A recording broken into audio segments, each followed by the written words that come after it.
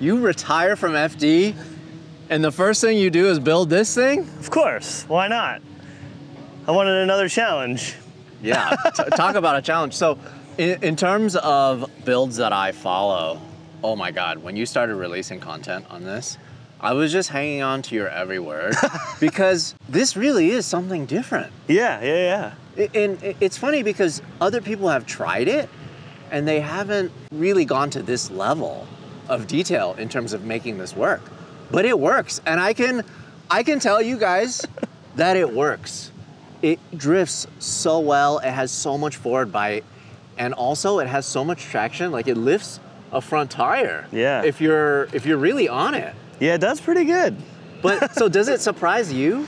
Yeah, it really does. I knew it was gonna be good because on paper it was really good, but drifting on paper and in real life is not really the same thing. Very different. And the first time I drove it, I was smiling ear to ear, and I don't mean that in like, oh, I'm so happy my car works. I was like, holy crap, it does everything it's supposed to do. We did it. We made it work in our first laps ever in it. Like I got out of the car, I'm like, I don't need to change anything. What I wanna know is why is it that you're the first? Why is it that other people haven't tried, especially with the 718? There's a lot of mid-engine cars out there that are drifting, and I do not mean this in a disrespectful way. It's almost like a novelty type thing. Like they're building it for a hype thing, they're building it for this partner, or they have this amazing opportunity to build an awesome car and they do it. And it's kind of a different mindset than what I had. I was like, I'm gonna build this car to drive it every weekend and have fun with it and treat it just like all my other cars I've ever built. Pull wheels off the ground, have it be fast, be able to tandem with all my boys, like for fun. And I think that premise kind of set the tone differently with the build, and I think it's accepted differently that way too. Before we started rolling, you were like, well, made it another day.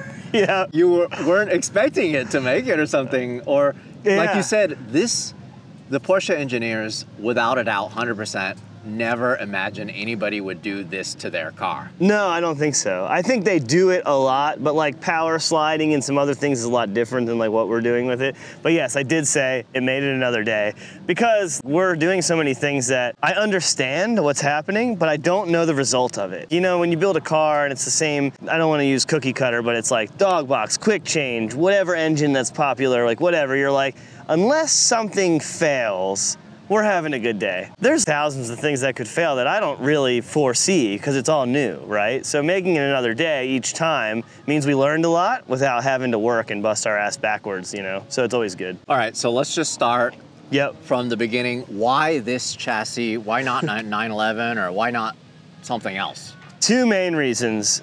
The first reason being bumper budget instead of engine budget. Because when the motor's in the back, anything that you have, most of the time when these cars crash, we're trained to put the back of the car in the wall. With the engine back there, there's lots of issues. You can break the transmission off the motor, like all sorts of things. This particular car has quite a bit of clearance before the transmission. Like we got at least 12 inches until we get anywhere near the gearbox, and it's only in the center. So we have lots of room here and there before we have a physical problem. Second reason was the suspension.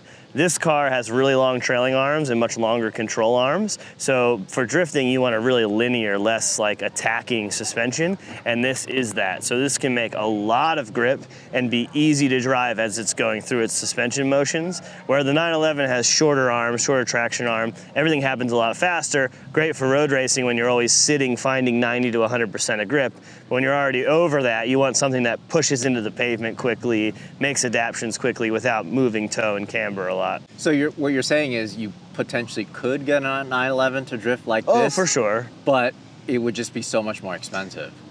It would be riskier, more expensive, and not as dynamic and easy to drive, I think, as this car. So then you got this as a used vehicle. Yep. Did you try taking it to the drift track right away as a stock vehicle? No, because there was a lot of things that I knew needed to be done. So rewind 5-ish, 6 years ago, we built a 987 Cayman with a 3.8 engine and some steering angle, like just to get the premise of it, a good diff. And we drove it and we're like, this is fantastic. Unfortunately, the engine that we had in that car failed like almost immediately. So we were like, oh, we had this thing, we know it works, but like, there's no way to prove it, and we can't get any further without this massive investment. So fast forward till now, the last 5 years, I was thinking about how I could make it awesome, improve it, and all these things because we got a taste of it.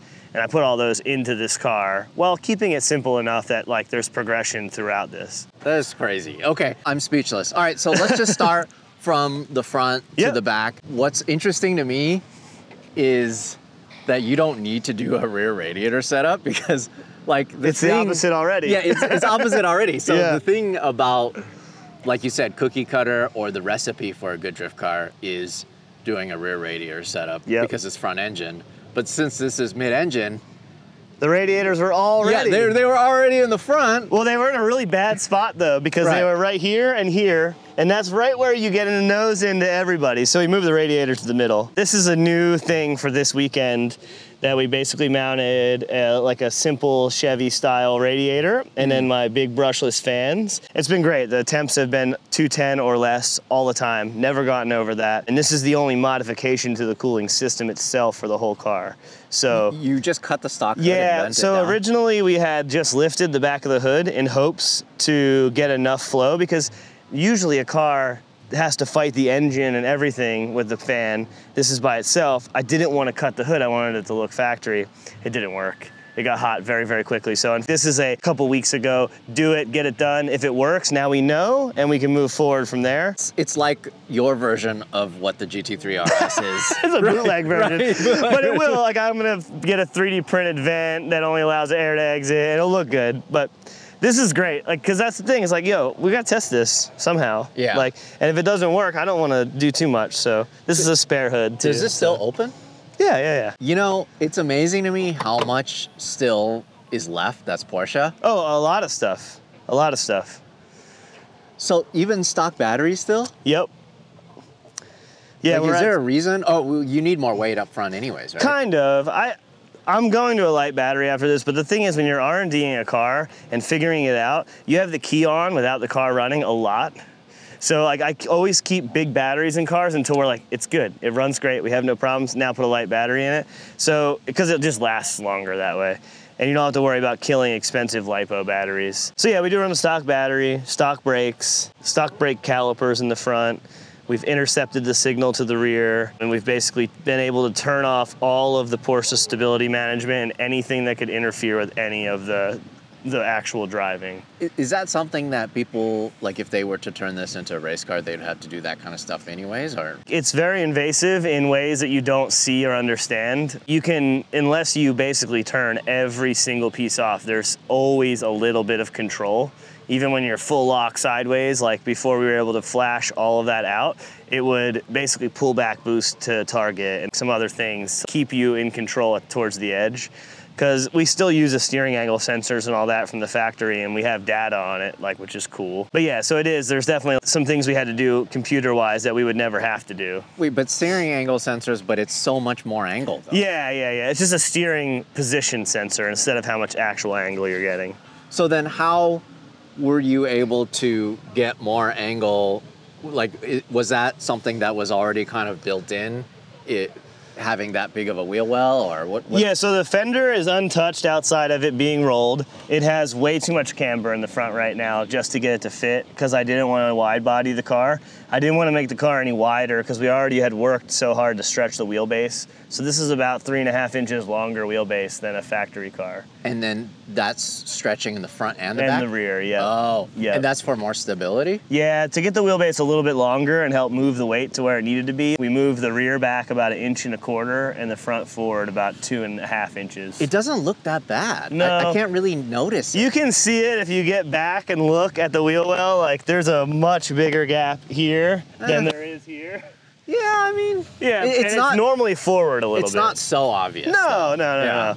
We cheated it a little bit. Right. So then stock brakes, huge brakes. So stock honestly, calipers, but this is actually a F30 rotor from a BMW. Oh. And it's 5x120 in the front because we wanted a bolt-on upright because our entire knuckle assembly is now billet aluminum.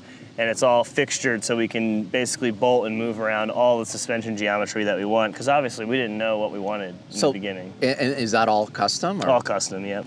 Yeah, so we use SLR for all the machining for the upright, and then basically we've converted utilizing a tubular lower arm that's longer for more clearance, and it gets right at about 60 degrees right now. Are you going to start selling this kind I of would stuff? like to sell this, but this is like V1. It's actually V2 already, but I want to get it 100% before I sell it to everybody. This version, the second version, is really good and really drivable. I've got some feedback from some other people I've let drive it, and they're like, wow, the steering feels really good. That is so cool. Yeah. BC coilovers, they're the title on this car. So of course you're using their dampers. Is it like a custom setup or what? It's a complete Cayman bolt-on setup. Just with the shock cartridge itself has been changed. A little different damping in it. Quite a bit more front spring rate than the normal kit comes with. And then we were able to design a rear camber plate for the rear because that's a strut in the back. So we actually adjust the rear camber with a strut top too. Ah. So pretty cool. I love the Japanese wheels. Yeah. Love that. Super cool. So how does this actually drive? What are the things that you have to change in your driving to do the same things that you would do, let's say, in your Mustang? Yeah, so let's say you had a car that was front engine, rear drive, the same weight and the same power, right? So it drives, the way we've built it is we've basically added as much side bite as we can. And we've removed as much forward bite as possible because this car naturally has a metric ton of forward bite. So we've changed the roll center a bunch, and we've taken some anti-squat out of the car. So we've added it roll center so that it's lower roll center, and then added removed anti-squat to basically take away the forward drive. And it drives pretty normal. The weight management is very similar. The only time it does anything different is if you're really, really cooking into a turn and you start using the foot brake. A lot of cars will stay at the same amount of angle, but this car will want to add angle very linear and very slowly. So it's kind of fun because like you go into a turn and where you'd normally be like on the brakes and slowing and then be like, oh, I'm gonna not have enough angle for the turn now. This car kind of does it for you. It actually adds it and then you just light off for it. Interesting. Like when you were chasing me earlier, you probably saw me light off earlier than anyone else and probably at a lot of angle because it just loves it. It just wants to be there. It looks odd when it's drifting because I don't expect something like this to make so much tire smoke, especially here on a smaller course. Yeah. And also, what I mentioned earlier, I cannot believe how much forward bite this has. Out of all the cars that I chased, cars that probably have double the horsepower this thing has, it just like when you were doing this transition coming down this hill, you just rocketed forward. As soon as you, in the transition, you just rocketed forward. I could not believe how much forward bite it has. But also, when you're floating and when you're getting into a corner, it just looks like a normal drift car. Yeah, it's freed up, kind of lifts the front wheel a little bit here and there. And that's just the time of like 20 years of setting up chassis for drifting and knowing like, hey, this car's, its positives are gonna be this, its negatives are gonna be this. So let's maximize the negatives and remove some of the positives to make it more balanced to drive. It's cool because when I look at it from the outside right now, it just looks like a road race HPD like track day car. Yeah, that was kind of the plan, right? It looks like something you would just bring to the track and have a lot of fun. Except all the camber, you know? Right. So then let's talk about the rear. Yep. Can you even see the engine? How does it? It's covered right now, but yeah, it's basically, the crank pulley is 4 inches from the back, from your back basically. Does this open up? It opens, but it's just empty back there. I love driving my 996 turbo, but after a few weeks, the battery always goes dead. When it needed a jump start using the lead acid battery, I had to pop off the cover for the keyhole, open the door with the key, pop off the fuse cover, plug in the jump starter to the vehicle to open the front, take off the cover for the battery, then jump start the car. I can skip all of that with built-in wireless jump start. All I have to do is press this button on my anti-gravity key fob and then I'm off enjoying my car.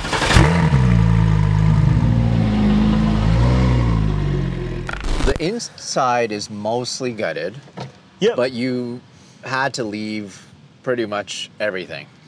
You have to leave a lot of it because of all the CAN bus and the electronics. We've flashed out quite a bit of things, but it's kind of been remove it, go to the track, drive it, make sure we don't have a problem, and then completely remove it. So it's been a slow process. To access the engine, you have to take this panel off. Yep, this will get you everything on the top, like your DI pump, your fuel-related things, your intake manifold and all that. And then I basically have the rear seat set up so that I can, or front seats set up so I can pivot them forward and change belts if I ever need to. But like, it's all like pretty stock, so we're not really servicing a lot of that stuff anyway. And then, so did you have a chance to dyno this? Yeah, so currently right now it makes like about 415, 420 wheel torque and horsepower. It makes peak torque at like 2,800 to 3,000, all the way to like 6,000, and it revs all the way to 7,800. So the power band is huge. So even though it only makes 400, it makes 400 all the time. It's like an electric motor. There's no lag, no nothing, because the engine is so responsive. And that's part of the reason why I chose the 2.5 turbo, because the power band is so big and so massive. It's so crazy. Okay, so flat 4. Yep. 2.5 Yep. liter. Not to be confused with a Subaru engine. Right.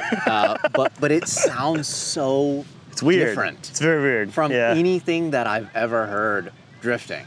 It just sounds crazy. It's weird, right? Yeah, it sounds so weird. It's like really pleasant, but it's cool because the gear's super long too, right? Second gear. It's shorter than factory because we changed the diff and pinion setup. But yeah, it is still very long, yep. So then diff, is it locked, unlocked? It's a spool, just welded. And what's crazy is you can weld the diff in these in about 30 minutes.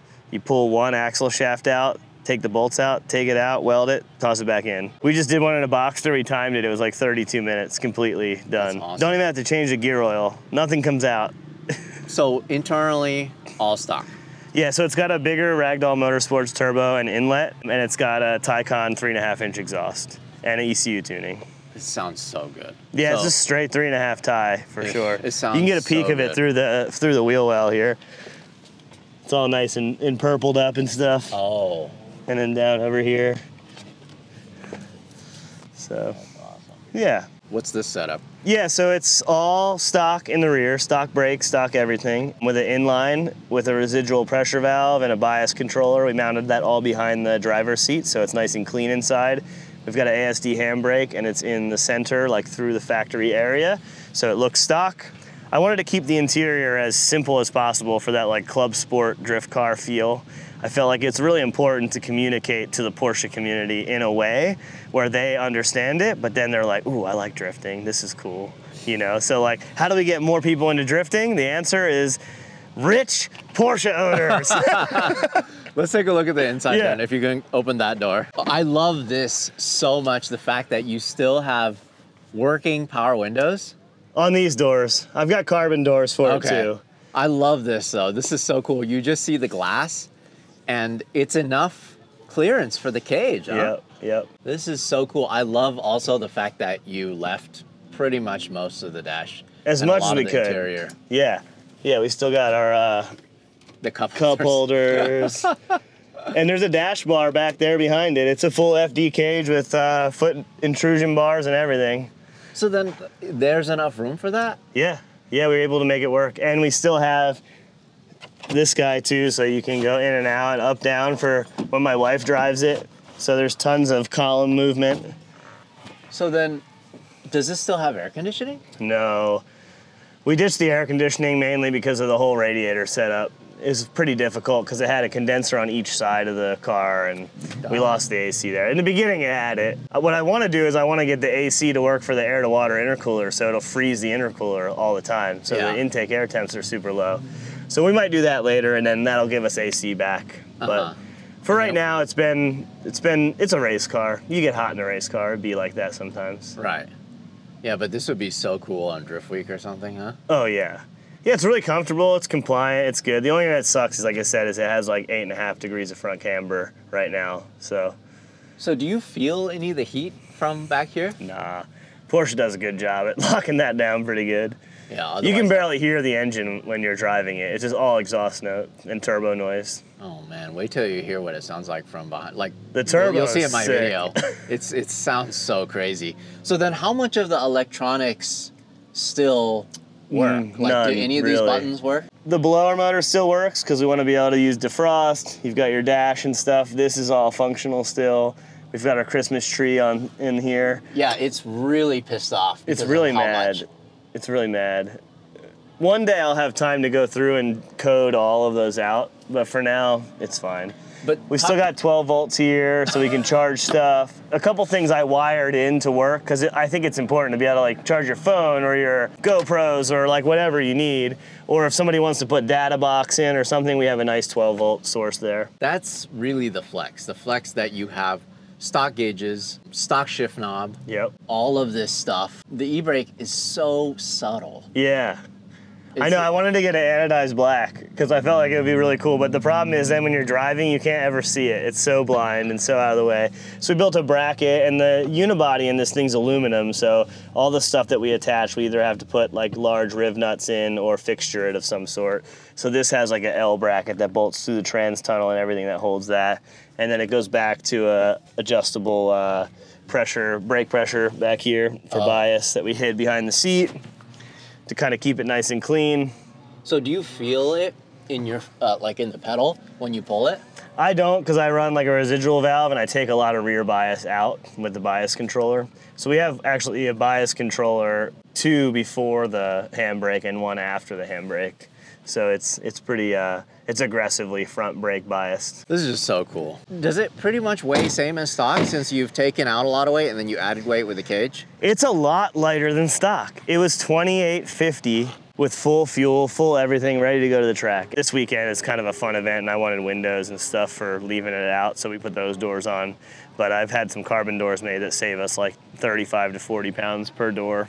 So then, how much less is that than stock? I think it's about 200 pounds less. And I think a lot of it has to do with like the full billet upright and then the suspension stuff. The wheels are lighter. All the rear control arms are probably lighter. The exhaust is a lot lighter. The exhaust factory is this giant suitcase thing at the back, and now it's just a 2.5 pound titanium exhaust. Right, because it needs to quiet down as much as possible with such little space. I'm Yeah, assuming. for sure. Before we started rolling, you were telling me we're both Pennzoil athletes. Yeah. It's a challenge for you to check the oil and also, Of course. but in that way, it's easy for you to change the oil. Right.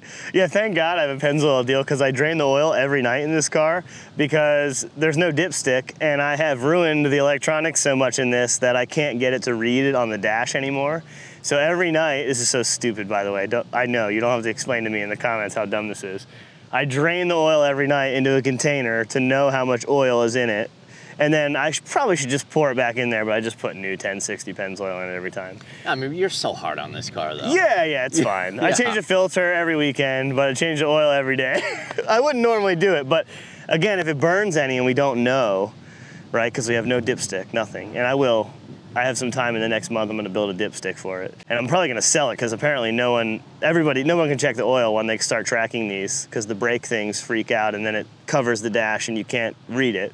So yeah, but it's just a silly thing, you know. Also a dumb question, and I'm actually curious about this. If you're running 1060 in this, there's no problem with the clearances for bearings or anything like that? No, because the car always is hot. Like the oil temps in this thing are always 230 plus. So I do get the theory of and it is an actual fact that if you street drive your car with too thick of oil, that's a thing, for sure. But when you're tracking your car and beating the crap out of it and your oil temps are always high and you're never driving through it when it's cold, the thicker oil actually comes down anyway and it's thinner. Right. So I'd rather have the protection than worry about the longevity of it, you know? Versus like just startup or whatever. Yeah. It's not a big deal. Also, I live in Florida, so when I start this thing, it's already at 100 degrees oil temp every time anyway, so. Right, got it. You know, if I go drive this all winter somewhere, I'd probably put 540 in it, you know, like Euro oil, but yeah, it's good. It's just so cool to see you out here shredding with all these FD drivers, these amateur drivers.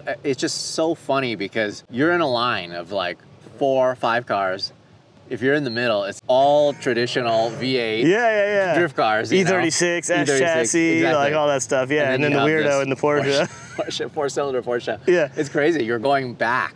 You're going backwards, right? Yeah. There's like no 4-cylinders anymore, really, in FD. It's just because you need a modern engine for the 4-cylinders. And also, like, you got to know your power goal. Like, if you're 600 or less, like, you can really get away with the 4-cylinders. If you need more than that, you really got to start stepping to more cylinders and more displacement because there is just a limitation of what's reliable. This engine, in theory, probably by the end of this month, will make like 5 1/4 or 550 wheel and the same torque, and it will have a 5,000 RPM operatable power band.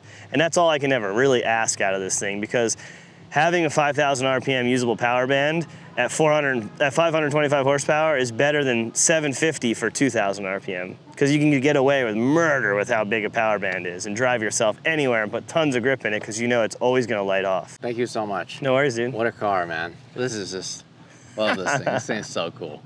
Thank you.